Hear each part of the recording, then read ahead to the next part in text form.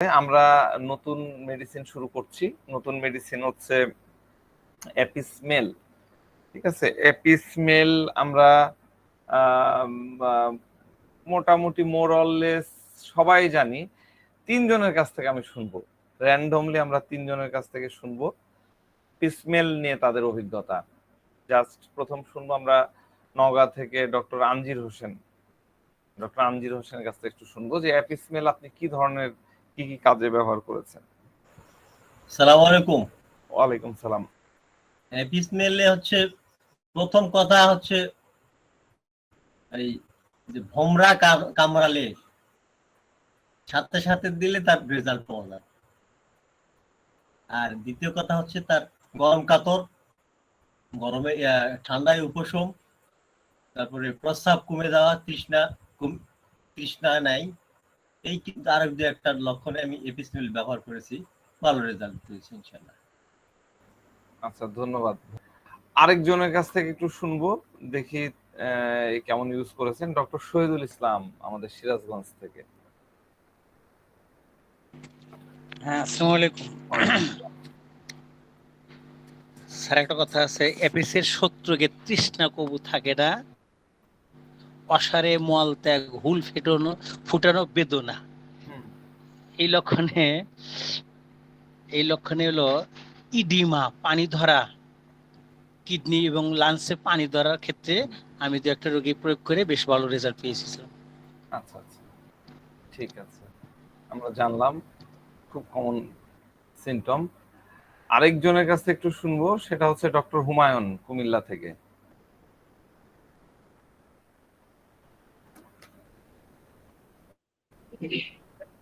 Sir এপিসের ওই classical যে system use করতাম এগুলো এখন তো মাথায় রাখি না, তারপর আপনার নির্দেশে একটু স্মরণ করি। বর্তমানে যেভাবে মার্কেট থেকে আমরা করি এইভাবে খুব একটা প্রপার আমি ইউজ করতে পারতেছি না বলে মনে করতেছি। তো আগের অভিজ্ঞতা যেটা, সেটা তো ওই জেনারেল সিমটম গুলো ছিল। প্রথম কথা হলো পেইন, ফোটানো পেইন, জ্বালা ব্যথা, জ্বালাকর ব্যথা, ফুটানো ব্যথা, ঠান্ডা উপশম, তৃষ্ণা থাকে না, আর ইউরিনেশন খুব বার্নিং থাকে, সাথে ফুটানো ব্যথা থাকে, বা যে কোনো ইডিমা, সেই সাথে যদি তৃষ্ণাহীনতা থাকে, ইডিমার সাথে বার্নিং থাকে, তাহলে আমরা এটা ইউজ করতাম। গত 2-3 বছর তো ওইভাবে চর্চা করি না, মাইন্ডটা কিন্তু পুরোপুরি ব্যর্থ আমি এটা ইউজ করতে পারি এখন পর্যন্ত। আচ্ছা, ধন্যবাদ ধন্যবাদ। কেউ নিজে থেকে বলতে চান? এরকম কেউ থাকলে হাত তুলতে পারেন, কথা বলতে পারেন। জি কাউসার ভাই। ডক্টর শামসুজ্জোহা, প্লিজ বলেন। ওই ইডিমার ক্ষেত্রে আমি সাধারণত ব্যবহার করি বেশিরভাগ, পানি ধরে সেই ক্ষেত্রে।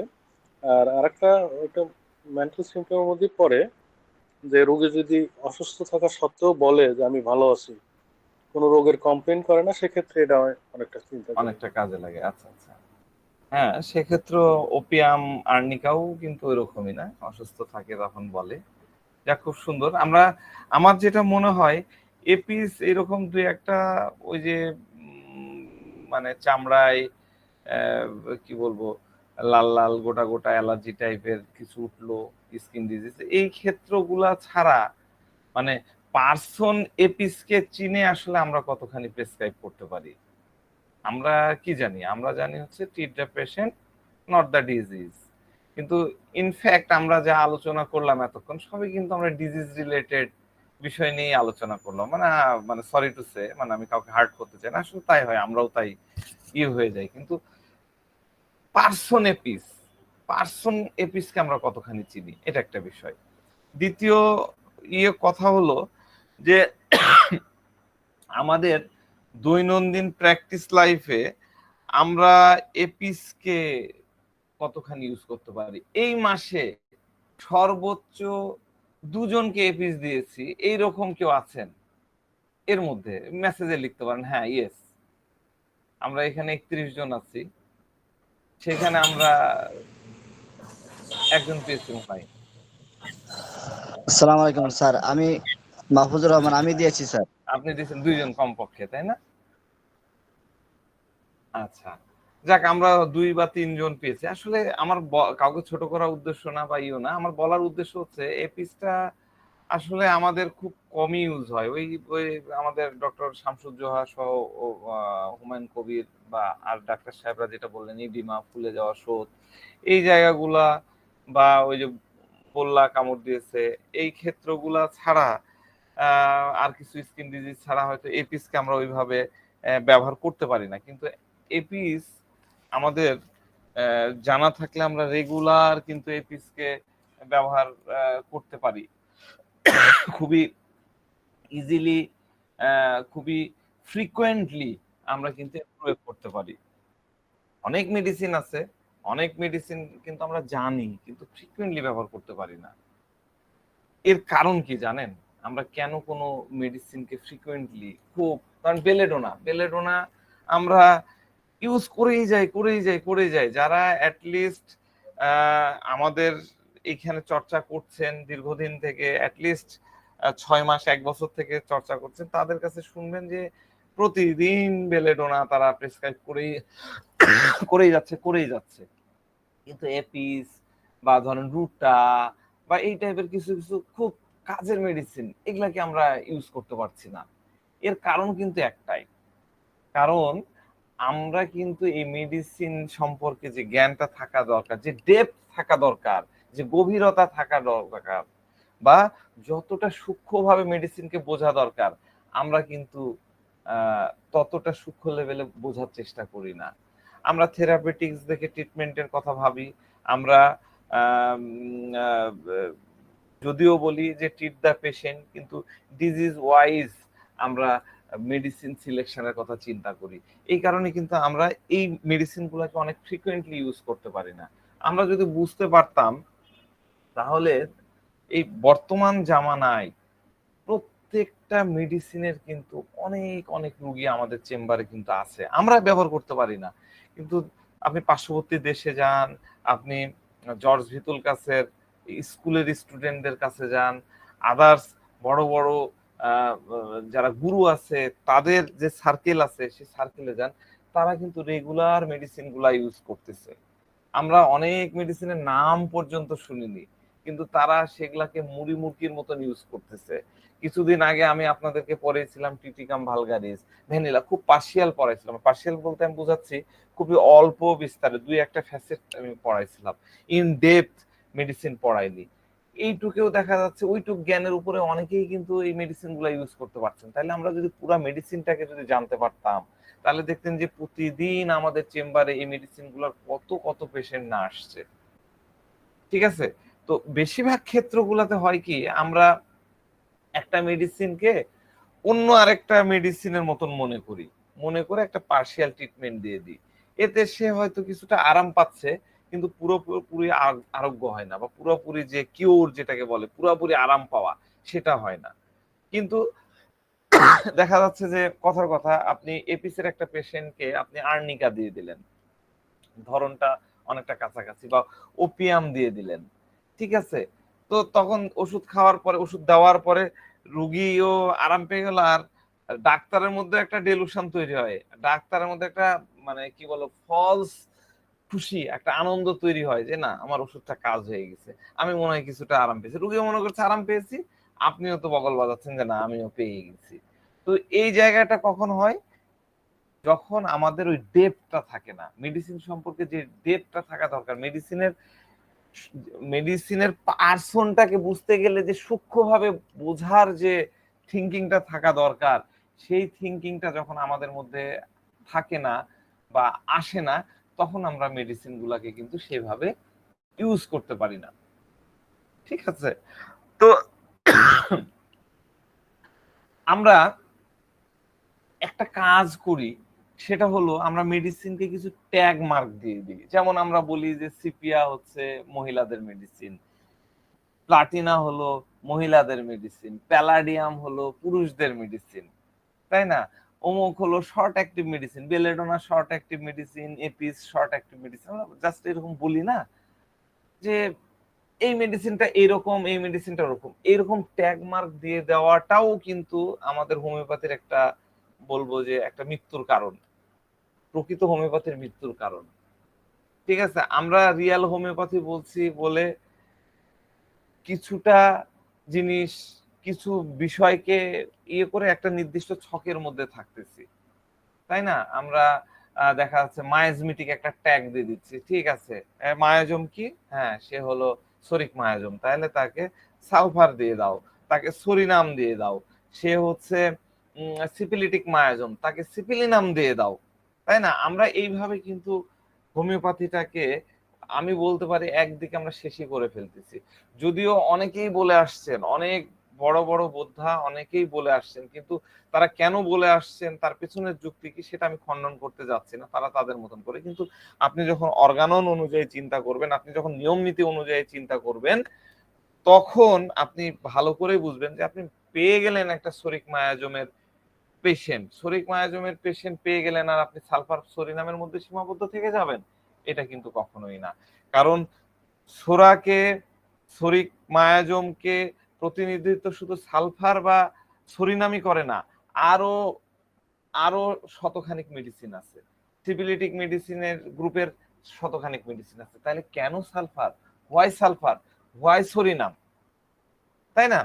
এই বিষয়টা আপনাদেরকে অবশ্যই চিন্তা করতে হবে। এই কথাগুলো আমি কেন আপনাদেরকে বারবার বলি, কারণ আমরা বারবার বলতে বলতে এই প্র্যাকটিসের মধ্যে থাকতে চাই যে আমরা পিওর হোমিওপ্যাথি নেই, প্র্যাকটিসে যেতে চাই। আমরা কোনো অল্প অল্প অংশ মিলায়, অল্প অল্প জায়গা দিয়ে আমরা কিন্তু হোমিওপ্যাথি করতে চাই না, ঠিক আছে? তো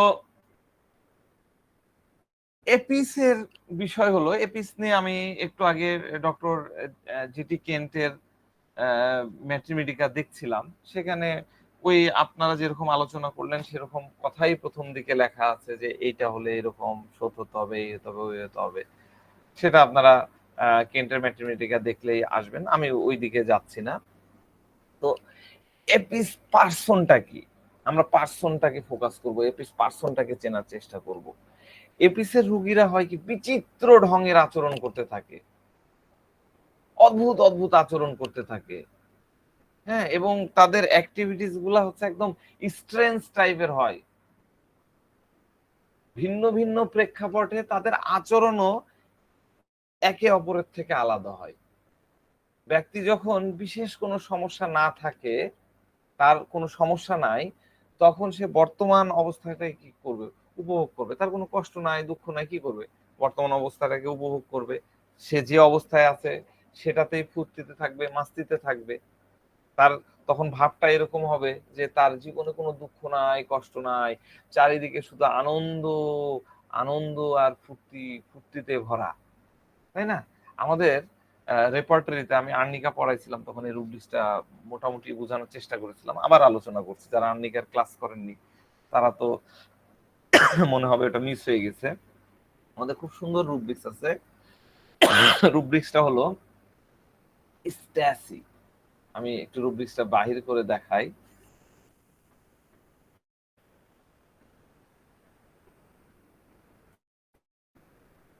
স্ট্যাসি, মাইন্ড চ্যাপ্টারে গেলাম, E C S T S Y, অনেকগুলো মেডিসিন আছে।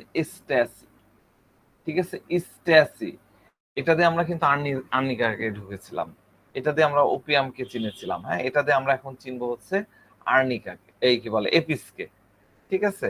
তো স্ট্যাসি, স্ট্যাসি কি, স্ট্যাসিতে হচ্ছে কোনো দুঃখ থাকে না, চারিদিকে যেটা বললাম আনন্দ আর আনন্দ, পুরা মাস্তিতে ভর্তি। স্ট্যাসিতে কি হয়, মনের কথা মনেই থাকে। আমরা ডিকশনারিতে যদি দেখি, ডিকশনারিতে লেখা আছে a state of extreme emotional feelings of very great happiness, a state of extreme emotional feelings of very happiness, এটা কিন্তু ডিকশনারিতে লেখা আছে। It is the feeling of joyful tranquillity, একদম জয়ফুল ট্র্যাঙ্কুয়ালিটি। কোন ব্যক্তি আত্মিক আনন্দ পেয়ে, সে মানে আত্মার মধ্যে এত আনন্দ পাচ্ছে, হৃদয়ের মধ্যে এত আনন্দ পাচ্ছে যে সে ওটাতে মশগুল হয়ে যায়, এবং তার মধ্যে একটা পূর্ণ ভ্রান্তি ধারণা তৈরি হয়, একটা ডেলুশন তৈরি হয়, এবং ওই ভ্রান্তি ধারণার সাথে সে আনন্দ হয়ে থাকে, আনন্দে চলতে থাকে, মাস্তিতে চলতে থাকে। ঠিক আছে? আধ্যাত্মিক উন্নতি, আনন্দ প্রাপ্তি হওয়া বা স্বতন্ত্রভাবে প্রসন্ন হওয়া, এটাও কিন্তু স্ট্রেসের মানে। কোন তীব্র প্রসন্নতা যেটা ব্যক্তিকে ভালো করে খেয়াল, হাই তুলাই দিল। হাইটা তুলে কখন? প্রশান্তিতে হাই তুলে ফেললো, হয়ে একদম পুরা ক্লাম হয়ে গেল, পুরা শান্ত হয়ে পড়ে গেল। এই শান্তি, ঠিক আছে, এটা হচ্ছে স্ট্যাসি। এই যে আমি ক্লাস শুরুতে আপনাদেরকে একটা মিউজিক শোনাচ্ছিলাম, কিসের মিউজিক শোনাচ্ছিলাম বলেন দেখি? কি বলে ওইটাকে, নাম কি? সানাই। সানাই। ঠিক আছে, ধন্যবাদ। সানাই, ঠিক আছে। সানাই কি আমাদের, আমাদের বলবো না, ভারতীয় উপমহাদেশের সানাই কখন বাজানো হয়? বিয়ের সানাই বাজে, বলে না? বিয়ের, ভারতীয় কালচারে এটা খুবই প্রচলিত একটা জিনিস। সেতারা, সেতারা বাজায় না, বিভিন্ন রাগ বাজায়, বাঁশি, সুর, এগুলা শুনলে কি হয়? আপনার আমার মনে বা একজন ব্যক্তির মধ্যে কি হয়? মনের মধ্যে অনেক আনন্দ তৈরি হয়। ওই সময় আপনি সানাই শুনবেন, এক মনে সানাই শুনতে থাকবেন, দেখবেন যে মনটা শান্ত হয়ে যাচ্ছে। মানে যে ওই সঙ্গীত শুনছেন, ওই সঙ্গীতের আনন্দ পুরোপুরি নিজের ভিতরে একদম অ্যাবজর্ব করার চেষ্টা হচ্ছে। অ্যাবজর্ব হয়ে মন শুনছেন, শান্তিতে শুনছেন, পরম আনন্দে শুনছেন, এটাই হলো এক্সট্যাসি। ঠিক আছে? মনে করেন একটা ব্যক্তি কুড়াল চালাচ্ছে, কুড়াল তো চেনে না, যে কি বলে, কাট কাটে না কুড়াল, তো এই কুড়াল মারছে, দেখা যাচ্ছে পায়ে কুড়াল মারছে, তারপরেও তার কোনো অনুভূতি হচ্ছে না। বা ওই যে আমরা দেখি কমিক্স এর মধ্যে যে কি হলো, এক ব্যক্তি গাছের উপরে উঠে যে ডালে বসে আছে, ওই ডালে বসে থেকে কাটার চেষ্টা করছে। এটাতে কোনো তার মনের মধ্যে টেনশনও নাই, কোনো চিন্তা নাই, কোনো সমস্যাও হচ্ছে না। তার মাথায় আসছে না যে আমি ভুল ডালটা কাটছি, ডালটা কাটা মাত্রই আমি নিচে পড়ে যাব, পড়ে গেলে আমার ব্যথা পাবো, এই বিষয়টা তার মাথার মধ্যে আসছে না। মানে তার মনের মধ্যে সমস্যা সম্পর্কে কোনো বিচার বিশ্লেষণই আসে না। এটাই হলো স্ট্যাসি। ঠিক আছে? স্ট্যাসি বিষয়টা বুঝলেন? আমি আরো ভালো করে বুঝছি। স্ট্যাসি বুঝলে 3টা মেডিসিন খুব ভালো বোঝা যায়, আরো মেডিসিন আছে, কিন্তু এই আর্নিকা, ওপিয়াম, তারপরে আমাদের আজকের এই এপিস খুব ভালো বোঝা যায়। তো রোগী দেখার সময় আপনি রোগ নিয়ে বা ওষুধ, এই দুটার যে কোনো বিষয় মাথায় রেখে কিন্তু কেস টেকিং করবেন না। আমাদের খেয়াল রাখতে হবে যে রোগী সে যে রোগ নিয়ে আসছে, সেটা যে প্রেজেন্টেশন আছে, সেই প্রেজেন্টেশনের মানে প্রেজেন্ট যে স্টেট আছে, সেটাকে আপনি বোঝার চেষ্টা করবেন এবং সেটাকে বুঝে তাকে ওষুধ দেবেন।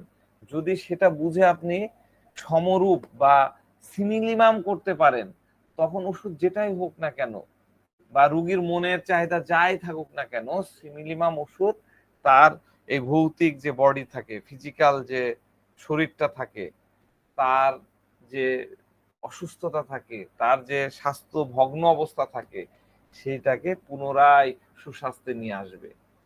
আপনি যদি মনে করেন যে ওষুধ দেওয়ার সময় এটা শর্ট অ্যাক্টিভ মেডিসিন, এটা ছোট মেডিসিন, এটা লম্বা সময় ধরে কাজ করা মেডিসিন, এটা কোন একটা স্পেশাল মায়াজমের মেডিসিন, হ্যাঁ, এরকম কথা বিবেচনা করে যদি মেডিসিন সিলেকশন করতে চান বা মনে করেন যে এটা এই কাজের জন্য স্পেসিফিক, বলতা কামড় দিয়েছে এর জন্য স্পেসিফিক, এইটা যদি মনে করে নেন, তাহলে কিন্তু সিমিলিমাম নাও হতে পারে।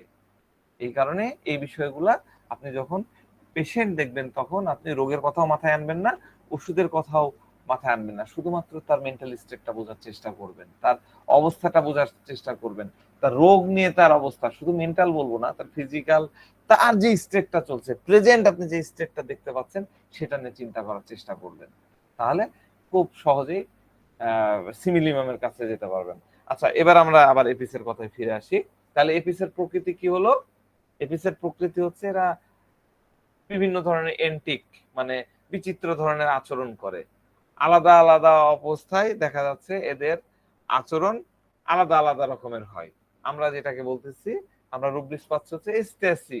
যখন ব্যক্তির মধ্যে কোনো সমস্যা থাকে না, যখন সে বর্তমান স্থিতিতে সামাজিক, পারিবারিক, অর্থনৈতিক, ফিজিক্যাল, মেন্টাল বা আধ্যাত্মিক ভাবে মগ্ন থাকে, যেখানে তার জীবনে কোনো দুঃখ নাই, চারিদিকে শুধু আনন্দ আনন্দ আনন্দ আর খুশি, এটাকে আমরা বলতেছি এক্সট্যাসি, তাই তো?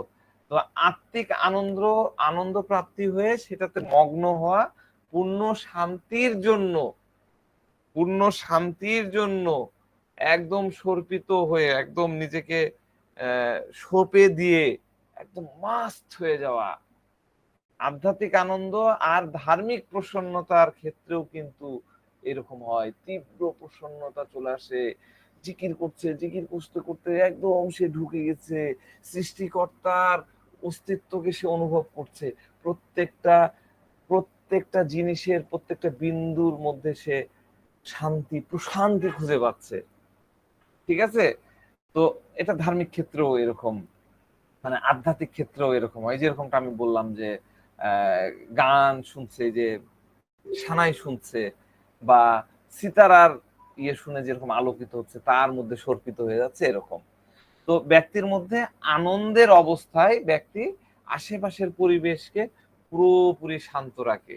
অন্তরের দিক থেকে, অন্তরের মধ্যে দেখা যাচ্ছে অনেক উথাল পাথাল, এর মধ্যেও তার আত্মিক আনন্দ বা শান্তি, প্রশান্তি প্রাপ্ত হয়। ব্যক্তি যে পরিবেশে থাকে সে পরিবেশেই তার পূর্ণ সুখের অনুভূতি হয়। যাই কিছু হোক না কেন, ব্যক্তি সেই পরিস্থিতিতেই মাস্তিতে থাকে, প্রসন্ন থাকে। এই অবস্থাতে তার অন্য কোনো চাহিদা থাকে না, এর মধ্যে অন্য কোনো থাকে না। আমাদের রুব্রিক্স হচ্ছে চেয়ারফুল হিট ডিউরিং। এটা কিন্তু আপডেট যে ম্যাথমেটিক এই রেপার্টরি আছে সেখানে এপিস পাবেন, রাডারের পুরনো ইয়েগুলোতে এপিসকে পাবেন না। চেয়ারফুল হিট ডিউরিং, যেমন মনে করুন একটা মেয়ে বিয়ে হয়েছে, বিয়ের পরে সে শ্বশুর বাড়িতে চলে গেছে। শ্বশুর বাড়িতে নিয়ে এসে মেয়েটা মোটামুটি ধরেন যে একটু নিডি ফ্যামিলি থেকে আসছে, মানে মফস্বল থেকে আসছে, অত গৃহস্থ ফ্যামিলির, অত মানে হাইফাই না। বিয়ে হয়েছে শহরে। তো শহরে বিয়ে হওয়ার পরে সে শ্বশুর বাড়িতে থাকে।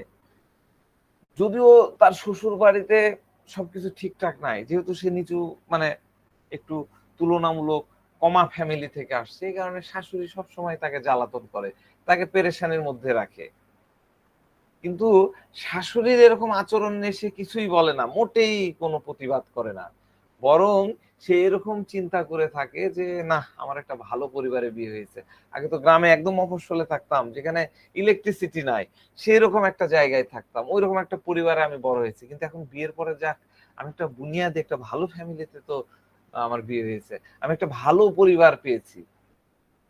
এই ফিলিংসটাই হলো এক্সট্যাসি। একটু চিন্তা করেন, এরকম একটা কন্ডিশন, এটাই হলো এক্সট্যাসি। ঠিক আছে? তো এক্সট্যাসি অবস্থায় ব্যক্তি কোনো প্রকার ক্ষতিকর স্থিতি বা অবস্থার দিকে ধ্যান দেয় না, দৃষ্টি দেয় না, মানে সে নিজেকে নিয়ে আনন্দে থাকে। শাশুড়ি ধরেন যে কথা শোনাই দিচ্ছে, বাপ মা তুলে গাল দিচ্ছে, আরো কিছু করছে, কিন্তু সে ওগুলাকে কিছুই মনে করছে না। এক ধরনের ফেবুলাস বলবো না, এক ধরনের তার মধ্যে ওটা আসলে খুব বেশি আঘাত হানে না। সে নিজেই নিজেকে নিয়ে আনন্দে থাকে, নিজেই নিজেকে নিয়ে মাস্তিতে থাকে, অন্য কোনো দিকে তার মন যায় না, তার মন দেওয়ার প্রয়োজন পড়ে না।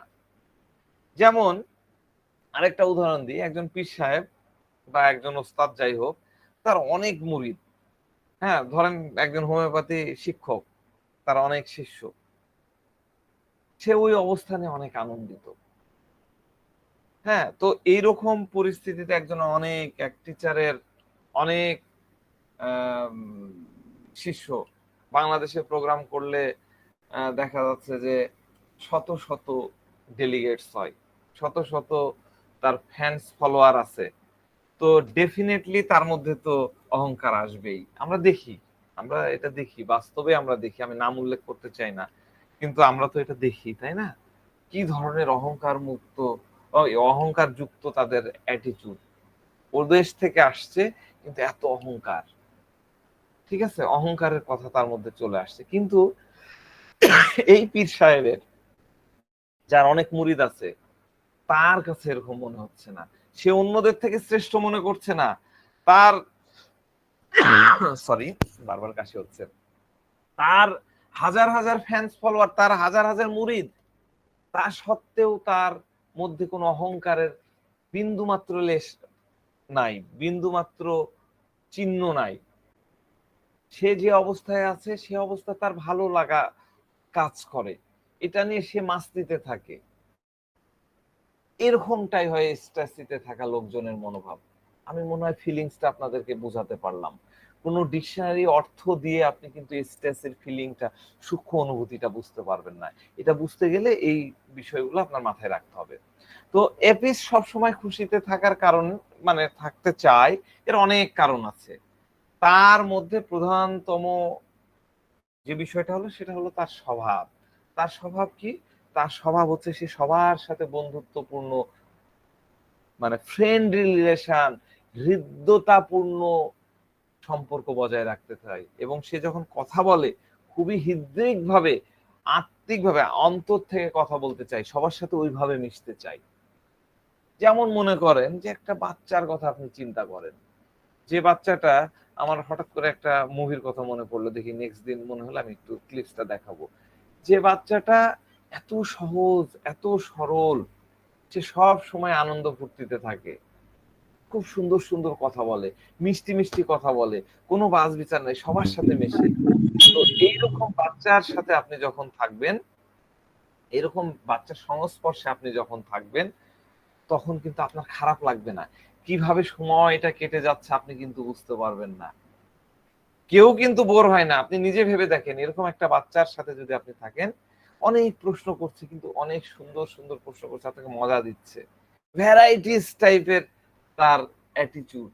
এইরকম বাচ্চার সাথে থাকলে আপনি কখনোই বোর হবেন না, কখনোই বোর ফিল করবেন না, বরং আপনি খুশি থাকবেন। এপিস হচ্ছে এইরকমই। এপিস সব সময় সে খুশিতে থাকে। এর খুশিতে থাকার আরো অনেক কারণ আছে, আমরা এই কারণগুলোকে বুঝবো, তারপরে ধীরে ধীরে আমরা কেসের দিকে যাব। আমরা আগামী 3টা দিন একটু টানা ক্লাস করব, আপনারা যদি কষ্ট বোধ না করেন, আমাদের হাতে সময় নাই, আমার ক্লাসগুলো শেষ করা দরকার। তো এপিস এর মধ্যে সবার প্রথমে যে জিনিসটা আছে, এপিস, এপিআইএস, তাই না? Apis, A for অ্যাফিবিলিটি, অ্যাফিবিলিটি, অ্যাফিবিলিটি, অ্যাফিবিলিটি। অ্যাফিবিলিটিটা কি?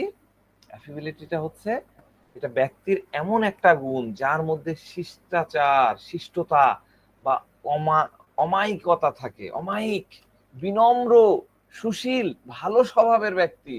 আমরা বলি না প্রিয়ভাষিনী, প্রিয়ভাষী, দূরে থেকো না প্রিয়ভাষী, তাই না? মধুর ভাষী, মিষ্টি ভাষী, মানে অনেক মধুর কথা বলে, মধুরতা। এপিস কি করে? মধু দেয়, তাই না? মৌচাকে আমরা মধু পাই, সেরকম মধু, মধুরতা নিয়ে তার সমস্যা সলভ করে। এইরকম ব্যক্তিকে আমরা বলি সে আমার ভাইয়ের মতন কাজ করছে, যে অনেক মধুরতা নিয়ে আপনার কাজগুলো করে দিচ্ছে। আপনার পিসিতে রাডার ইনস্টল দেওয়া দরকার, হ্যাঁ, সে অনেক যত্নের সহকারে আপনার পিসিতে রাডার ইনস্টল করে দিচ্ছে। আপনার পিসিতে সমস্যা ছিল, আপডেট করা দরকার ছিল, সেগুলাকে সে করে দিচ্ছে, এবং খুব মধুর অ্যাটিটিউড নিয়ে সে করছে। তখন আপনি কি বলবেন? সে আমার ভাইয়ের মতো, সে আমার ভাইয়ের মতো কাজ করছে, সে স্নেহময় ব্যক্তি, তাই না? এটা হলো অ্যাফিবিলিটি। এরকম ব্যক্তিকে আমরা সবাই সম্মান করি।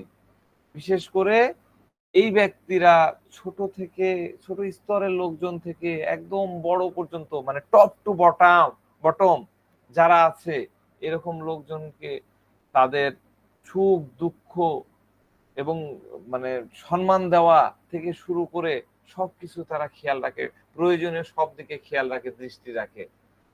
তাদের আচরণে কেউ যাতে কষ্ট না পায়, সবাই যাতে তার আচরণে মুগ্ধ থাকে, সবাই যাতে পছন্দ করে এরকম আচরণ করে, তার সব সময় চেষ্টা থাকে কোনো না কোনো কাজে বা তার কোনো না কোনো অ্যাক্টিভিটির কারণে অন্য লোকের কষ্ট না হয়, অন্য লোক যাতে অপমানিত বোধ না করে, মানে উপস্থিত প্রত্যেক ব্যক্তি যাতে খুশি থাকে, এজন্য সে নিজেকে খুশি রাখে। এবং এইরকম ব্যক্তিকে, মানে সে নিজে খুশি থাকছে, অন্যকে খুশি রাখছে, এরকম ব্যক্তিকে বলা হয় অ্যাফেবল ব্যক্তি। আর এই গুণটাই হলো অ্যাফেবিলিটি। বুঝতে পারছেন? তো যখন ব্যক্তি অন্যকে কোনো প্রকার দুঃখ দিতে চায় না, কষ্ট দিতে চায় না, তখন সে তার নিজের পেরেশানি বা কষ্ট অন্যের সামনে দেখাবে না, প্রকাশ করবে না, কারণ এটা তো অন্যের দুঃখ হতে পারে। আর্নিকা কি করে? এই আর্সেনিক কি করে? সেনসিটিভ, পেন অ্যাবাউট ইট, ওরে বাবারে, মরে গেলাম, কই গেল, তাই না? পালসের দিলাম, ও মা, মরে গেলাম, কোথায় আছো, উ উ, দূরে চলে গেলেন, চিৎকার চেঁচামেচি করতেছে। কিন্তু এপিস, সে নিজের কষ্ট অন্যের সামনে প্রকাশ করছে না, অন্যের সামনে দেখাচ্ছে না, কারণ সে যদি এটা দেখায় তাহলে অন্যরা হয়তো দুঃখ পাবে, তার কষ্টে অন্যরা কষ্ট পাবে। সুতরাং তার হৃদয়ে যতটা কষ্ট থাকুক না কেন, সে যতটা অ্যাঙ্গুইশ হোক না কেন, তার যতই পেরেশানি থাকুক না কেন, সে সব পেরেশানিকে অন্যের সামনে এমন ভাবে দেখাবে যাতে মনে হবে যে সে কত সুখী ব্যক্তি। সে পেরেশানিতে আছে কিন্তু সে এমন ভাবে প্রেজেন্ট করছে, অন্যরা মনে করবে যে সে অনেক সুখী। সে অন্যদেরকে মোটেই বুঝতে দেয় না যে বাস্তবে তার ভেতরটাতে কত কষ্ট চলছে, তার ভেতরটাতে কত দুঃখ চলছে। এজন্য সে বিভিন্ন তরিকা, বিভিন্ন সিস্টেম অ্যাপ্লাই করে কেন? যাতে অন্যদেরকে খুশি রাখা যায় এবং সাথে সাথে নিজেকে খুশি দেখানো যায়। তো কোন কোন সিস্টেম অ্যাপ্লাই করছে, কোন কোন তরিকা সে অ্যাপ্লাই করছে যাতে সে নিজেকে খুশি দেখাতে পারে এবং অন্যকে খুশি করতে পারে, তার মধ্যে অন্যতম হচ্ছে চেয়ারফুল। আমাদের রুব্রিক্স আছে চেয়ারফুল, অনেক বড় রুব্রিক্স, আমি এটা নিয়ে ব্যাখ্যা করতে যাচ্ছি না। চেয়ারফুল। আর একটা রুব্রিক্স আছে যেটা এপিস এর খুব প্রাণ মনে করা হয়, সেটা হচ্ছে মার্ট। আমি রুব্রিক্সটা দিয়ে দিচ্ছি। Mirth wretched simulating hilarity while he feels. Mirth wretched simulating hilarity while he feels। এখানে দুইটা মেডিসিন পরে ঢুকছে অবশ্য, ডেনড্রপসিস পলিলিপিস।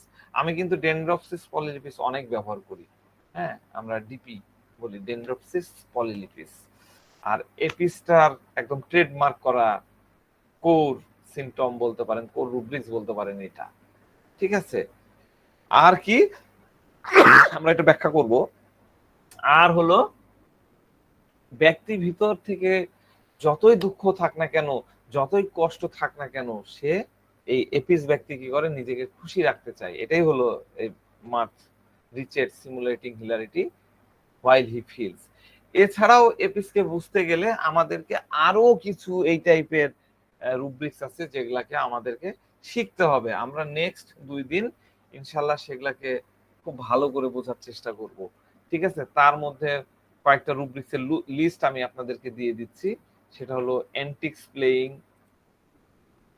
হ্যাঁ, অ্যান্টিক্স প্লেইং, লাফিং মিসফরচুনেট, অ্যাক্টিভিটিস ডিজায়ার, বিজি ফ্রুটলেস, ঠিক আছে, ব্রিজি ফ্রুটলেস, ডান্সিং, লাফিং ডেলিরিয়াস, delirium well declared she is, লাফিং সিরিয়াস ম্যাটার ওভার। সব কিন্তু কাছাকাছি রুব্রিক্স। এই রুব্রিক্স গুলা দেওয়ার একটাই অর্থ, ঘুরে দেখবেন একটার সাথে একটা লিঙ্ক করা, ঠিক আছে, একটার সাথে একটা জুড়ে যাওয়া। এটাই আমি আপনাদেরকে বোঝানোর চেষ্টা করব, দেখানোর চেষ্টা করব, শেখানোর চেষ্টা করব। তারপরে obstinate, nothing the matter with him, declare there is, weeping cannot weep, though sad. তারপরে এল্ডিং ডিসপোজিশন। আরো কিছু রুব্রিক্স আছে সেগুলাকে আমি নেক্সট দিন দিব। এগুলাকে কিভাবে একটার সাথে একটা কানেক্টেড করা যায় সেগুলো আমরা দেখব। তো আজকে একটু আলোচনা করি, যেটা আমি বলছি যে রুব্রিক্সটা বুঝতে পারলে আপনি এপিসকে খুব সহজেই দিয়ে দিতে পারবেন না। এপিসের জান এটা, সেটা হলো mirth wretched simulating hilarity while he feels. ঠিক আছে, দেখেন প্রথমে আমি যেটা দিয়েছি, এটার অর্থ কি? সে নিজে দুঃখী। আমি যদি খুব গ্রস লেভেলে এটার অর্থ করি, তাহলে এটার অর্থটা দাঁড়ায় সে নিজে দুঃখী কিন্তু নিজেকে খুশি দেখাচ্ছে। এইটা নিয়ে আমাদের অনেক আলোচনা অনেকেই করেছেন। আমি আপনাদেরকে অনুরোধ করবো সেই আলোচনাগুলোকে মাথা থেকে ফেলে দেন, দিয়ে আমি যে জিনিসগুলোকে বলার চেষ্টা করছি, বোঝানোর চেষ্টা করছি, যে সূক্ষ্ম অনুভূতির কথা বলছি, সেটাকে মাথার মধ্যে সেট করে নেন। তাহলে আপনারা মিসগাইডেড হবেন না। কিন্তু প্রিভিয়াসলি আপনারাও যা শিখছেন, আমিও যেটা শিখেছি, সেটা নিয়ে আপনি যদি আগাতে চান, তাহলে দেখবেন যে এই রুব্রিক্স আপনি ইউজই করতে পারতেছেন না, কালে ভাদ্রে করতে পারতেছেন, আর ওটা হয়তোবা করেছেন, সেটা অন্য কিছু ছিল। তো ওইভাবে না, আমরা রুব্রিক্সটাকে একদম সূক্ষ্মভাবে বোঝার চেষ্টা করব। তাহলে এই ব্যক্তি নিজে ভিতরে ভিতরে দুঃখী কিন্তু সে উপরে উপরে খুশি দেখাচ্ছে। হ্যাঁ, রিচেড। রিচেড মানে কি? রিচেড মানে হচ্ছে, দেখেন মার্থের পরে দেওয়া আছে কি রিচেড। রিচেড মানে কি? রিচেড মানে হতভাগ্য। হতভাগ্য, আহা, কি অভাগা। মানে যা দেখে আপনার দয়া চলে আসবে, আপনি এরকম ব্যক্তিকে দেখলে আপনার তার উপরে দয়া চলে আসবে। মানে ব্যক্তির এত দুঃখের অবস্থায় আছে যে যারা যারা তাকে দেখছে সবারই তার উপরে দয়া চলে আসছে। রিচেড ব্যক্তিকে দেখলে যারা যারা দেখবে সবার দয়া চলে আসবে, করুণা হবে। করুণা শুধু হবে না, করুণা হতে বাধ্য, দয়া করতে বাধ্য। মানে তাকে সহযোগিতা করতে চাইবে। ঠিক আছে, মানে তার দুঃখ সবাই দেখতে পায়, সবাই দৃষ্টিগোচর হয়। এটা হলো রিচেড। রিচেডের অনুভূতিটা আপনি বুঝেন। হ্যাঁ, এই রুব্রিক্সের পরের অংশে কি বলা আছে? He feels wretched. আপনি এই রুব্রিক্সটা পড়তে হবে কি? Mirth simulating hilarity while he feels wretched. তাহলে এর পরের ক্লোজটা হচ্ছে হি ফিলস রিচেড। আমি একটু লিখে দিই, তাহলে আপনাদের সুবিধা হবে। হি ফিলস রিচেড। এই হি ফিলস রিচেডটা কি? অর্থাৎ সে নিজে নিজে পেরেশানি বা কষ্টে থাকে, সে নিজেকে হতভাগ্য মনে করে। মানে তার অবস্থা, তার এই খারাপ অবস্থার অনুভূতি তার মধ্যে থাকে। রুব্রিক্সে আরেকটা ওয়ার্ড আছে, হোয়াইল, WHILE, হোয়াইল। হোয়াইল মানে কি? হোয়াইল মানে হচ্ছে যখন, এটা সত্ত্বেও। হোয়াইলের মানে, তাই না? এটা সত্ত্বেও। কি সত্ত্বেও? সে নিজে অসুস্থ কিন্তু তারপরেও সে অন্য অন্য কাউকে তার অসুস্থতা বা তার দুঃখ দেখাচ্ছে না, বরং সে উল্টা নিজেকে অন্যের কাছে খুশি দেখাচ্ছে, যাতে অন্য লোকজনও খুশি থাকতে পারে। বুঝতে পারছেন? আর সিমুলেটিং মানে কি? সিমুলেটিং মানে হচ্ছে কোনো পরিস্থিতিতে সেম টু সেম অবস্থা বজায় রাখা। সেম টু সেম অবস্থা বজায় রাখা। আমি একটা ভিডিও দেখাই আপনাদেরকে। তো একজন ট্রেইনি পাইলটকে এরোপ্লেন চালানো যখন শেখানো হয়, ট্রেনিং দেওয়া হয়, তখন তাকে সরাসরি প্রথমেই এরোপ্লেনের ককপিটে বসানো হয় না, বরং এরকম কম্পিউটার নিয়ন্ত্রিত মেশিন দিয়ে, যে $20,000 মিলিয়ন এরকম সিমুলেটর দিয়ে তাকে বসানো হয়। সেখানে সে এরোপ্লেন সবকিছু নিয়ন্ত্রণ করছে, সবকিছু করছে, সে মনে করছে, তার মধ্যে ফিলটাও চলে আসে যে প্লেন মানে সে নিয়ন্ত্রণ করে উপরে উড়াচ্ছে। ঠিক আছে, এরোপ্লেন উড়ানো এইভাবে শেখানো হয়। সব এনভায়রনমেন্ট একদম রিয়েলের মতন, সব এদিকে তাকাবে ওরকম দেখা যাবে, কারণ চারিদিকে মনিটর দেওয়া আছে, চারিদিকে ডিসপ্লে দেওয়া আছে। পাহাড়ি পরিবেশে সে যখন উড়াচ্ছে তখন মনে হবে হ্যাঁ ওই রকমই সে ফিলটা পাচ্ছে, একদম রিয়েলের ফিল সে পাচ্ছে। মানে এই শিক্ষানবিশ পাইলটের কাছে মনে হয় যে আমি অরিজিনাল প্লেনে বসে প্লেন চালাচ্ছি, কিন্তু এই অবস্থাটা রিয়াল না, ফিলটা রিয়াল, কিন্তু সে রিয়েল প্লেন চালাচ্ছে না, সবকিছু সেই কম্পিউটার স্ক্রিনে দেখতেছে, মনিটরে দেখতেছে। এটাকে আমরা বলি সিমুলেটিং নট রিয়াল, এটা বাস্তবিক হয় না। তো আমরা মহাকাশে, আমার আরেকটা ভিডিও ছিল, ওইটা মানে আমি ওপেন করতে যে হারাই ফেললাম আর কি। এটা ওই একই টাইপেরই, যে মহাকাশে যখন নভোযান পাঠানো হয় পৃথিবীতে কি করে, এই যে বিভিন্ন স্পেস ল্যাবরেটরিজ আছে যেমন নাসা, আরো যে ইয়েগুলো আছে, সেখানে এমন একটা এনভায়রনমেন্ট তৈরি করে, ওখানে জিরো গ্র্যাভিটিও তৈরি করে ফেলে। ওইখানে ওই অবস্থায় মহাকাশ অভিযাত্রীদেরকে ট্রেনিং দেওয়া হয় যে কিভাবে ওখানে চলতে হবে, কিভাবে খাইতে হবে, কিভাবে টয়লেটে যেতে হবে, যাবতীয় কিছু ট্রেনিং দেওয়া হয়। মানে স্পেসের মতন অবস্থা ওখানে তৈরি করে তাকে ট্রেনিং দেওয়া হচ্ছে। তাহলে এটা স্পেসের মতন অবস্থা, মানে স্পেসকে সিমুলেট করা হচ্ছে। ঠিক আছে। আবার মনে করেন যে একজন অভিনয় শিল্পী, আপনার কাছে মনে হবে যে অভিনয় শিল্পী যে চরিত্র, যে রোল প্লে করছে, ঠিক ধরেন যে বঙ্গবন্ধুর মুজিব যেটা সিনেমাটা হলো, সেখানে যে নায়ক ছিল, অ্যাক্টর, সে বঙ্গবন্ধুর মতনই আচরণ করছিল, দেখে হয়তো বাস্তবেই মনে হচ্ছে এরকম। যেমন আমরা গান্ধী সিনেমাটায় বঙ্গবন্ধুরটাতে বোঝা যায় যে ফেসের অ্যাপিয়ারেন্স আলাদা, কিন্তু গান্ধী যে সিনেমাটা হয়েছিল হিন্দিতে, সেটাতে একবার গান্ধীর মতনই লাগে, মানে দেখলেই ওইরকম মনে হয়। কিন্তু সে কি করছে ওখানে, ক্যারেক্টার যে রোল যে প্লে করছে অ্যাক্টর, সে কিন্তু তাকে বাস্তবই মনে করে, সে কিন্তু অ্যাক্টিং করছে, ওটা কিন্তু আবার সিমুলেটিং হলো না। হ্যাঁ, সিমুলেটিং আর অ্যাক্টিং কিন্তু আলাদা জিনিস, এটা আবার মাথায় রাখতে হবে, এই কারণে কথাটা বলছি। তো সিমুলেটিং মানে হলো ঠিক ওইরকম অবস্থা তৈরি করা, অর্থাৎ বাস্তবিকতাকে ঠিক মানে রিয়াল ভাবে দেখানো, এটাই হলো সিমুলেটিং। এটাকে সিমুলেটিং বলা হয়। অর্থাৎ কোন সিচুয়েশন বা পরিস্থিতি যা বাস্তবে থাকে না, কিন্তু সেটা এরকম অনুভূতি দেয় যে সেটা রিয়াল, যেন পুরোপুরি বাস্তবিক, এবং মানে একদম সেই ফিলটাই পাওয়া যায়। ওই যে যেরকম সিমুলেটর প্লেন চালাতে যে ট্রেনি পাইলট, একদম ওরকম অনুভূতি, যেখানে যায় দেখা যাচ্ছে প্লেনটা কাঁচ হয়ে যাচ্ছে, তখন তার চেয়ারও মনে হচ্ছে এরকম হয়ে যাচ্ছে, এই অনুভূতিটা পাচ্ছে। তো সুতরাং এই রুব্রিক্সটার অর্থ হলো ব্যক্তি বাস্তবে নিজেকে অনেক দুঃখী, পেরেশান, অনেক পিটিবুল, করুণাময় অনুভব করে। ব্যক্তি নিজে অনুভব করে যে আমি খুব দুঃখী, কিন্তু তার আচার আচরণে এমনটা অ্যাক্টিং করে যে সে খুব সুখী এবং সে অনেক মাস্তিতে আছে, সে অনেক খুশি, কিন্তু প্রকৃতপক্ষে সে সুখী না, সে দুঃখী, কিন্তু সে সব সময় মাস্তিপূর্ণ, আনন্দপূর্ণ, খুশি দেখায়। অর্থাৎ অন্য লোকজনের মাঝে তার দুঃখের অনুভূতি সে বুঝতে দেয় না। যখন কোনো ব্যক্তি এরকম কাজ করে, তখন তার পেছনে অবশ্যই কোনো না কোনো উদ্দেশ্য থাকে। এপিসের পেছনে উদ্দেশ্যটা কি?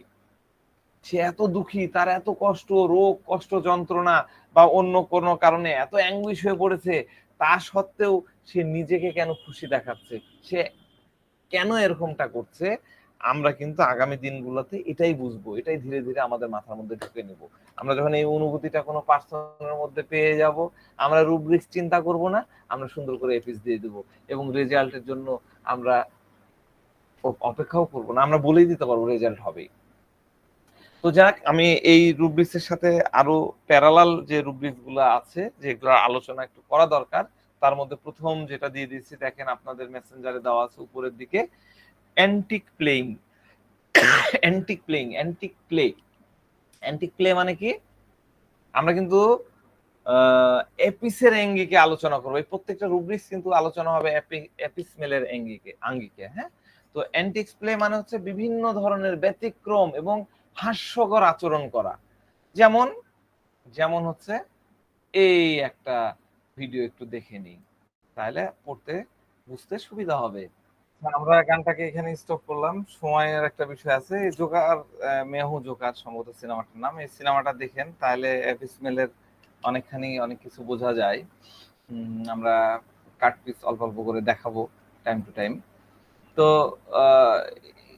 সার্কাসের জোকার, দর্শককে হাসানোর জন্য সে কি করছে, উল্টাপাল্টা আচরণ করছে, কিন্তু এই সিনেমাটা দেখলে বুঝবেন যে এর মধ্যে কত দুঃখ, কত কষ্ট, কত কিছুকে সে চাপা দিয়ে সে এরকম আচরণ করছে, মানুষকে হাসাচ্ছে। হ্যাঁ, তো এপিস এরকম ভিন্ন ভিন্ন আচরণ করতে থাকে যাতে সামনের জনের সামনে অন্য মানে সামনে যারা আছে তাদের সামনে তার দুঃখটা প্রকাশ না পায়, যাতে এরকম মনে হয় যে সে অনেক খুশিতে আছে, এজন্য সে অন্যদেরকে খুশি রাখার জন্য এপিস অনেক ভালো ভালো আচরণ করে। ঠিক আছে, অনেক অনেক করে। আমি একটা পেশেন্টের কথা বলি, মহিলার 60+, তার বয়স, তার কিডনি সমস্যা, ক্রনিক অবস্থা আর কি, একদম মানে ফ্যামিলি কন্ডিশন ওরকম ভালো না, ওরকম অত না, মানে যে রেগুলার ডায়ালিসিস করবে এইরকম কন্ডিশন নাই। ডায়ালিসিস করতে 3,500-4,000 টাকার উপরে এক ইয়েতে খরচ হয়, সপ্তাহে 2 দিন করলে 7-8 হাজার টাকা খরচ হয়। একটা নিম্নবিত্ত ফ্যামিলি কি সম্ভব? ডেফিনেটলি সম্ভব না। তো পরিবারের সবাই জানে সে মারা যাবে, তার এত এত কষ্ট, সে প্রতিদিন এই কষ্ট কমানোর জন্য স্টেরয়েড ইনজেকশন দিচ্ছে। হ্যাঁ, ওই ব্যথা যন্ত্রণা থাকতে পারে না, স্টেরয়েড ইনজেকশন দেয়। এর এত কষ্টের পরেও সে পরিবারের লোকজনের সঙ্গে একদম হাসি খুশি থাকে, হাসি মেজাজে থাকে, হাসতে থাকে। কেন হাসতে থাকে? কারণ পরিবারের লোকজন যাতে তার দুঃখ দেখতে না পায়, কষ্ট বুঝতে না পারে। মানে কি? মানে সে হাসি খুশি অবস্থাকে, তার পরিস্থিতিটাকে সিমুলেট করছে। ওই যে যেমনটা বললাম, প্লেন চালানোর মতন যে সে এমন দেখাচ্ছে যে তার কিছুই হয়নি, কোনো কষ্ট হচ্ছে না, ইনজেকশন নিচ্ছে আর চলছে। এরকম একটা কন্ডিশন চিন্তা করেন। এরকম স্থিতি তৈরি করে ফেলে যাতে অন্যরা দেখে তাকে মনে করে যে না, তার তো সেরকম কষ্ট নাই, সে খুশিই আছে, সে খুব খুশিতেই আছে। ঠিক আছে, তাহলে মিললো না? দেখেন, অ্যান্টিক প্লেইং এই ধরনের আচরণ করলো, আর আমরা কিন্তু রুব্রিক্স লাগালাম কোনটা? রুব্রিক্স নিয়ে চলে গেলাম হচ্ছে mirth wretched simulating hilarity while he feels, সেদিকে নিয়ে গেলাম। একটা রুব্রিক্সের সাথে একটা রুব্রিক্স কিন্তু জুড়ে থাকে, আমরা যদি জুড়তে জানি। এরপরে রুব্রিক্স যেটা আছে সেটা দেখেন, লাফ মিসফরচুনেট, লাফিং মিসফরচুনেট। হ্যাঁ, লাফিং মিসফরচুনেট অর্থাৎ কি? নিজের দুর্ভাগ্যের উপরে হাসা, ঠাট্টা করা।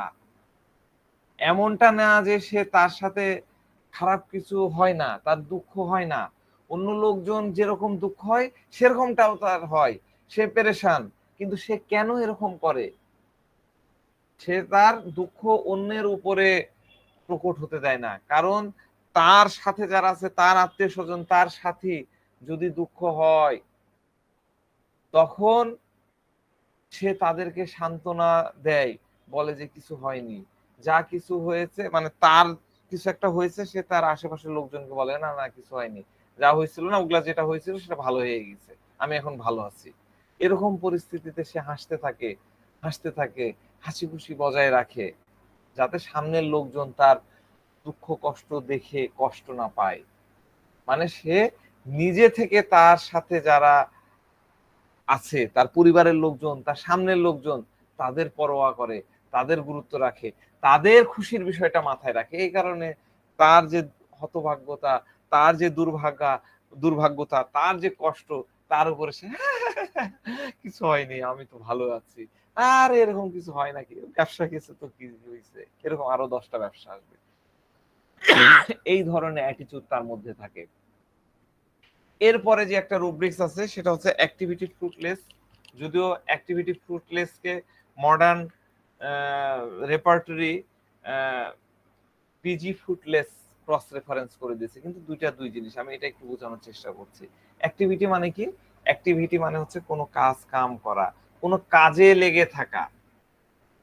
অ্যাক্টিভিটি কি? আমি অ্যাক্টিভ মানে আমি কাজে আছি, আর আমি যদি আইডল থাকতাম, অলস, চুপ করে বসে পড়ে আছি। কিন্তু আমি যখন অ্যাক্টিভ, তখন একটা না একটা কাজের মধ্যে লেগে আছি, কোনো না কোনো কাজের মধ্যে থেকে যাচ্ছি। আর ফ্রুটলেস মানে কি? ফ্রুটলেস মানে ফলহীন, তাই না? আমরা এটা জানি। ফ্রুটলেস মানে হচ্ছে যেটা করার পরে বা শেষে রেজাল্টের কোনো প্রোডাক্ট উৎপন্ন হয় না, কোনো প্রোডাক্ট আসে না, ফল আসে না, কোনো প্রকার উপযোগিতা থাকে না, সেটা হলো ফ্রুটলেস। এমন কাজ করা যার কোনো পজিটিভ রেজাল্ট থাকে না, যার কোনো উপযোগিতা থাকে না, তারপরেও সে কাজ করে যাচ্ছে, ফল নাই তারপরেও করে যাচ্ছে, এটা ঠেলেই যাচ্ছি, দেওয়ালকে ঠেলেই যাচ্ছি, ঠেলছি কিন্তু দেওয়াল হচ্ছে না, তারপরে আমি কাজ করে যাচ্ছি। মানে এপিস এইরকম কাজ করে যেটাতে আসলে কোনো, যার কোনো উপযোগিতা নাই, যার কোনো ফল নাই,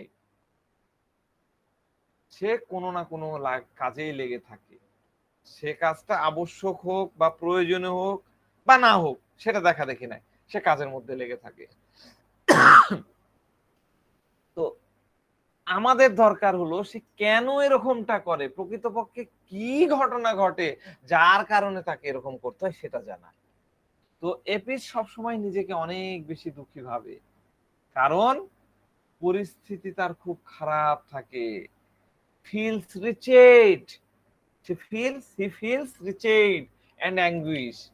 আর এই দুঃখ থেকে তার মনকে সরানোর জন্য কোনো না কোনো কাজে সে লেগে থাকে। আপনি যদি দুঃখ নেই পড়ে থাকেন, তাহলে দুঃখ তো আপনাকে আরো খেয়ে বসবে, আপনাকে আরো পেয়ে বসবে। কিন্তু আপনি মনটাকে যদি ডাইভার্ট করতে চান, তাহলে আপনাকে অন্য কোনো কাজে লেগে থাকতে হবে। এখন সে ওই কাজ করায় তার মনোযোগ থাকুক বা না থাকুক, কিন্তু তার ধ্যান বা দৃষ্টি তার অসুস্থতা থেকে বা তার যে পেরেশানি থাকে সেটা থেকে দূরে রাখে, সেটা থেকে দূরে সরায় দেয়। ফলে তখন তার দুঃখের অনুভূতি আর হয় না। ঠিক আছে, এই জন্য সে কাজে লেগেই থাকে, ওটার থেকে আউটপুট আসুক আর না আসুক, কাজ করেই যায় করেই যায় করেই যায়। তো এই অবস্থায় কিন্তু আরেকটা রুব্রিক্স আসে, এটা অনেক বড় রুব্রিক্স, সেটা হচ্ছে অকুপেশন এমএল। অকুপেশন এমএল, ঠিক আছে। তো একটা পেশেন্ট আসছে, রুব্রিক্স কি বললাম, অকুপেশন এমএল। হ্যাঁ, তো একটা পেশেন্ট আসছে, তারও ওই নেফ্রোটিক সিনড্রোম। বেশিরভাগ আপনারাও দেখেছেন যে অ্যাপিস কিন্তু ওই যে কিডনি রিলেটেড প্রবলেমের জন্য অনেকে ইউজ করে, তাই না? ক্লাসিক্যালি সিমটম দেখে ব্যবহার করে, লেগে গেলে গেল, না হলে নাই। কিন্তু আপনি যখন পুরা ক্যারেক্টারটা বুঝে প্রেসক্রাইব করবেন, তখন তো এটা ডেফিনেটলি কাজ করবে। তো রোগী বলছে যে আমি জেনে শুনেই কাজের মধ্যে লেগে থাকি, কারণ আমি যখন অসুখের ব্যাপারে চিন্তা করি, আমার এই কষ্টের কথা চিন্তা করি, তখন আমার টেনশন বেড়ে যায়, আমার টেনশন হয়। সুতরাং কাজের মধ্যে লেগে থাকলেই অসুখের দিক থেকে আমার মনটা অন্যদিকে সরে যায়। এই জন্য আমি মানে অন্যদিকে সরে যাই, তখন আমি খুশি থাকি। আর তাই আমি কোনো কারণ ছাড়াই কাজকর্মে ব্যস্ত থাকি। ব্যস্ত থাকার কারণে অন্যের থেকে সে নিজের অসুখকে লুকায়, এটাও একটা কারণ। আপনি যদি কাজে থাকেন, ধরেন আপনি অসুস্থ, আপনি শুয়ে আছেন, বিছানায় পড়ে আছেন, তাহলে লোকজন কি বলবে, এই তোমার কিছু হয়েছে, বিছানায় পড়ে আছো কেন, তোমাকে এরকম দেখাচ্ছে কেন, মুখটা এরকম। যেমন আপনার মা, মারা আবার এটা খুব ভালো বুঝে, আমার মা তো খুবই বুঝে, অন্য কিছু বুঝুক আর না বুঝুক, অসুখ বা কিছু যদি হয়, তাহলে মানে বাসা থেকে ঢোকা মাত্র সে বুঝে ফেলবে। এই কিরে তোর এরকম লাগছে কেন, কি হয়েছে বলতো, কারোর সাথে কিছু হয়েছে, শরীর খারাপ, এসে কপালে টপালে হাত দেবে। তো এটাই হয়, কাছের লোকজন কিন্তু বুঝে ফেলে যে কিছু হয়েছে কিনা। তো আপনি যদি বিছানায় পড়ে থাকেন, তাহলে তো লোকজন বুঝে যাবে, কিন্তু অ্যাপিস তো এটা চায় না। এই কারণে সে কাজের মধ্যে ব্যস্ত থাকে, এটা করতে থাকে ওটা করতে থাকে, বিজি ফ্রুটলেস থাকে, তাই না? কেন থাকে? কারণ কেউ যাতে তাকে বুঝতে না পারে যে সে পেরেশানির মধ্যে আছে, সে কষ্টের মধ্যে আছে। ঠিক আছে, এটা হলো একটা এপিসের বড় বিষয়। আরেকটা রুব্রিক্স নিয়ে আলোচনা করব, সেটা আগে ছোট ছিল, এখন অনেক বড় হয়ে গেছে, খুব ইলাবোরেট করে ফেলেছে। বড় ট্রাবলস, আগে এটুকুই ছিল, এখন করেছে বড় ট্রাবলস অলওয়েজ ফাইন্ড ট্রাবলস। বড় ট্রাবলস অলওয়েজ ফাইন্ড ট্রাবলস মানে কি, অন্যের পেরেশানি, অন্যের ট্রাবলস, হ্যাঁ, নিজের ঘাড়ে নিয়ে নেয়। অর্থাৎ অন্য মানুষের যন্ত্রণা আর যত সমস্যা আসে সব নিজের ঘাড়ের মধ্যে নিয়ে নেয়। তার নিজের পেরেশানি তো সে সহ্য করবেই, সাথে সাথে অন্য মানুষের পেরেশানি সে ঘাড়ে নিয়ে সেটাকে সলভ করার চেষ্টা করবে। কেন সে, আমাদের এইটুক দেখলে হবে না, আমাদের দেখতে কেন সে এরকম করে, ওই একই কারণ। প্রথমত সে অন্যের পেরেশানি থেকে সে নিজেকে রক্ষা করছে, নিজে অন্যকে রক্ষা করছে, বাঁচাচ্ছে। সে যদি অন্যের পেরেশানি বা অন্যের কাজ নিজের ঘাড়ে নিয়ে নেয়, তখন অন্যরা তো পেরেশান হবে না, তাদের আর কাজ করতে হবে না, তারা খুশি থাকবে।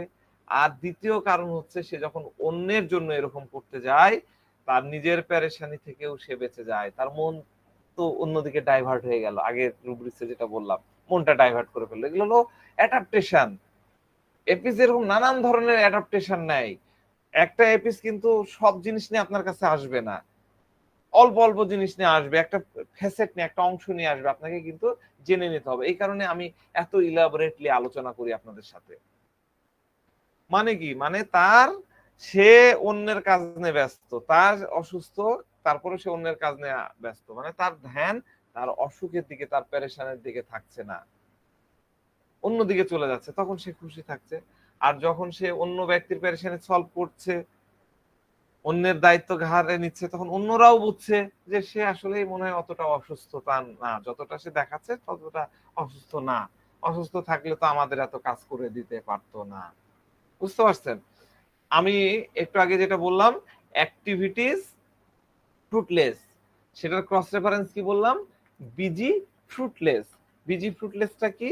বিজি ফ্রুটলেস হচ্ছে কোনো প্রকার উপযোগিতা ছাড়া, কোনো প্রকার ফল ছাড়া নিজেকে কোনো না কোনো গতিবিধির মধ্যে, কোনো প্রকার অ্যাক্টিভিটিস এর মধ্যে ব্যস্ত রাখা। এটার সাথে কিন্তু দুটা যথেষ্ট মিল আছে, কিন্তু এই অ্যাক্টিভিটি ফ্রুটলেস এর সাথে যথেষ্ট মিল আছে, কিন্তু বিজি ফ্রুটলেসে থাকা ব্যক্তির মধ্যে প্রায় দেখা যায় লোকজন শুধুমাত্র দেখানোর জন্য কাজ করে, ওই কাজের কোনো ইয়ে থাকে না, শুধু দেখায়। তবে লোক দেখানোর পেছনে এই রুব্রিক্সের মধ্যে কিন্তু অনেকগুলা মেডিসিন আছে, প্রায় কতগুলো মেডিসিন আছে বিজি, তারা একটু দেখে নিই। বিজি ফ্রুটলেস 23টা মেডিসিন আছে। 23টা মেডিসিনের কিন্তু বিজি থাকার কারণটা আলাদা আলাদা, এইটা আমাদেরকে জানতে হবে সে কেন থাকছে, তাইলে আপনি আলাদা করতে পারবেন।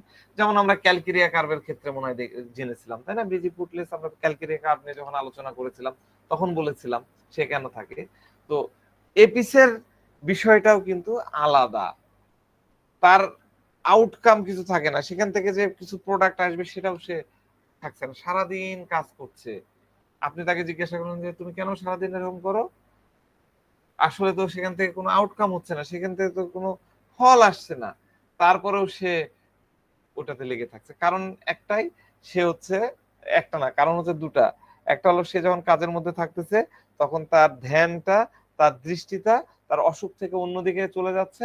আর দ্বিতীয়ত সে কাজের মধ্যে আছে, মানে তার আত্মীয় স্বজন, তার আশেপাশে যারা আছে, তার সারাউন্ডিং এ যারা আছে, তারা ভাবতেছে যে এ তো আসলে অতটা অসুস্থ না, সে মনে হয় ভালোই আছে। এটাতে তার আশেপাশের লোকজন কষ্ট পাচ্ছে না, যেহেতু বুঝছে যে তার রিলেটিভ ভালো আছে, তাহলে তার কষ্ট পাওয়ার কিছু না। এই কারণে সে বিজি ফ্রুটলেস থাকতেছে। আমি আশা করি আপনাদেরকে এপিস সম্পর্কে অল্প কিছু হলেও ধারণা দিতে পারছি। এপিসকে অনেক বড়ভাবে আলোচনা করা যায়, কিন্তু অত তো সম্ভব না। আমি যতখানি পারি আগামী 2-3 দিনের মধ্যে আমি আলোচনা শেষ করে ফেলবো। আপনারা একটু টাইম টু টাইম উপস্থিত থাকবেন। তো কেমন লাগলো সেটা অবশ্যই জানাবেন। আমি